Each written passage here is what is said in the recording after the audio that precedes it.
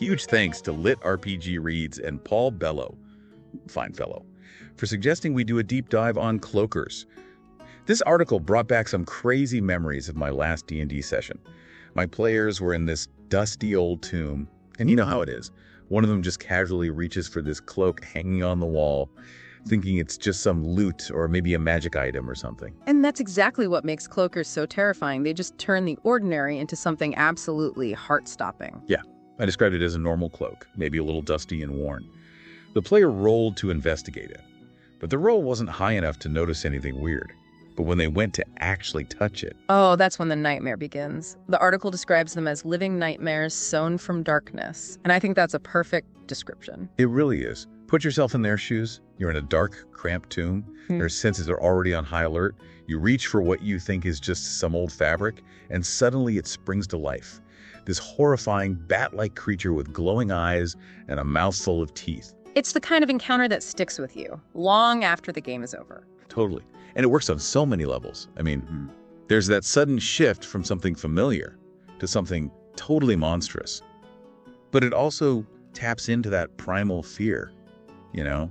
The fear of the unknown. Absolutely. It's like that classic horror movie trope. Yeah. The thing hiding in plain sight. Right. The rustling in the bushes or the shadow in the corner of your eye. Cloakers take that concept and weaponize it. So even the most mundane objects become scary. It's our own paranoia turned against us. We've all had that feeling, like something's watching us, even when we can't see anything. Yeah. Cloakers are like that feeling. They embody it. Exactly. It's not just the element of surprise, though. This article goes into their unique abilities in physiology and how it all makes them such effective predators. Okay, so let's unpack that. What makes them so uniquely creepy? Well, think about their camouflage. It's not just visual, it's tactile, too. Oh, wow. So you can't even feel the difference. The article describes their skin as feeling like dry, leathery cloth. And they can even mimic the movements of a hanging garment. So even if you were suspicious, you might not be able to tell it was a creature. Until it's too late. They prey on our tendency to dismiss the improbable. That's what makes them so effective. It's like they crawled out of our collective nightmares. Oh. And speaking of nightmares, this article goes into all the lore surrounding cloakers. So what can you tell us about their origins and their place in the D&D world? Well, there's a lot of mystery there, but the article mentions some fascinating theories. Some believe they're remnants of dark deities. Like fallen angels. Exactly, cast down for reasons unknown. Then there's the theory that they're refugees from shadow dimensions. Wait, hold on. Shadow dimensions. What are those? Okay, so imagine a world made entirely of shadows, existing parallel to our own, where light and darkness are reversed. Whoa. That's trippy. Some scholars think these dimensions actually exist, and that cloakers are creatures that have somehow crossed over. I can see why DMs love the mystery surrounding cloakers. It gives them so much to work with.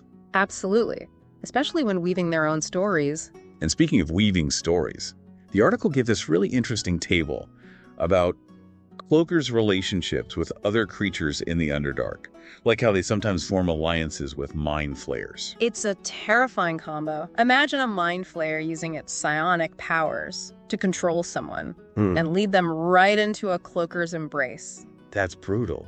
But what I really liked about that table was how it highlighted cloakers' role in the ecosystem.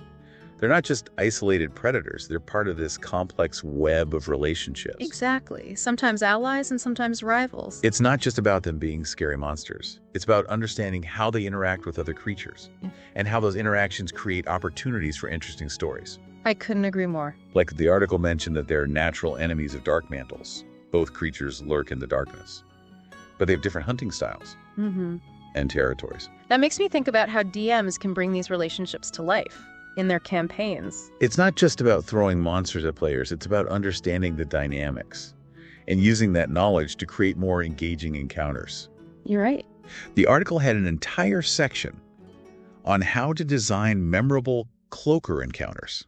It did. And I remember it talked about using their signature abilities effectively, like the shadow leap attack, where they teleport through shadows to ambush their prey. Right. What other tips did it have? Well, first and foremost, atmosphere.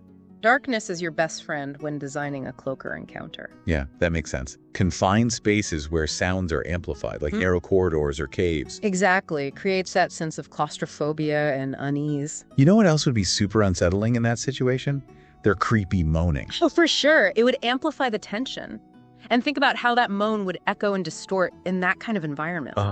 Yeah. Really disorienting for the players. So it's all about using the environment to enhance the cloaker's natural advantages. Exactly. Like if you were running a cloaker encounter in a canyon, you could have them perch high up on the cliffs and use their shadow leap to swoop down. Okay, yeah, that's scary.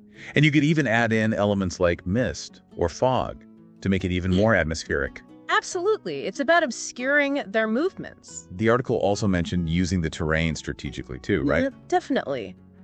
Think about how a cloaker could use its surroundings to its advantage. In a forest, they could blend in with the shadows of the trees, ambushing the party from above. That's creepy. They basically become one with the shadows. And don't forget about their shadow clones. Yeah, those are rough. But the party's trying to figure out which one is real while being attacked from all sides. Talk about psychological warfare. It just shows that cloakers aren't just brutes. They use strategy and deception. They're intelligent, cunning predators. And the article didn't just stop at combat encounters, did it? You're right, it really encouraged DMs to think outside the box. Yeah. When it comes to cloakers, I was really interested in the repurposing cloakers in non-combat scenario section. It talked about using them as spies, guardians, even tragic figures. It opens up so many possibilities. Imagine a cloaker working as an assassin, blending into crowds, striking with deadly precision. Ooh, that's cool. Or what if they were guarding an ancient temple, protecting some powerful artifact? It really shifts our perspective from just monsters to something more complex. Exactly. They could have motivations, a sense of duty, even loyalty. It could lead to some really cool role-playing opportunities. Imagine encountering a cloaker that isn't immediately hostile. Maybe it's warning you about something or needs your help.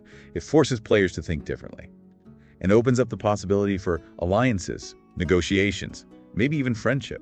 Who knows? Maybe that cloaker becomes a recurring character, a valuable ally, giving you information from the shadows. That would be awesome. It really shows how versatile cloakers can be. They can be so much more than just monsters. Absolutely.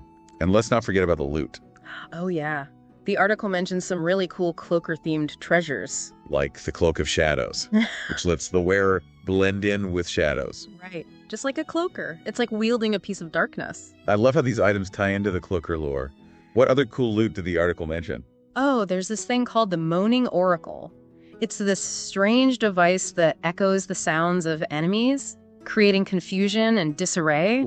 Oh, that would be insane. You could draw enemies into traps. Yeah. Or even make them think they're being attacked from different directions. Exactly. Taking advantage of that psychological element. Cloakers are all about that. And what about the Shadow Blade? Oh, yeah. A weapon forged from shadow energy. That sounds awesome. I'm guessing it does necrotic damage. It does, and it shimmers and shifts in the light like it's trying to go back to the shadows. That's so cool. It's like you're holding a piece of darkness. I can see why players would want these items. It's not just about power, it's about connecting with the lore and embracing the shadowy nature of cloakers. I think that's a great point. Cloakers aren't just scary monsters. They represent our primal fears. Yeah. And they can really enhance your D&D experience. Exactly, whether you're a player or a DM. This has been such an interesting deep dive into cloakers. Yeah. I feel like I've learned so much. Glad to hear it. Right. Remember, this is just scratching the surface. There's so much more to explore. D&D is all about creativity and interpretation. You can really take these ideas and run with them. Absolutely. Make the Cloaker lore and encounters your own. We'd love to hear from you, our listeners. What other creatures do you think deserve a deep dive? Let us know in the comments. We're always looking for new ideas. Yeah? Embrace the shadowy nature of these creatures. It's a key takeaway from this whole deep dive. Cloakers are more than just monsters. They're a reflection of our fears, and they can really enhance your D&D game. Absolutely, whether you're a player or a DM. For sure. This has been such an eye-opening exploration of cloakers. I feel like I've leveled up my D&D knowledge. Huge thanks again to Paul Bello, fine seller, for suggesting this one. It was a good one.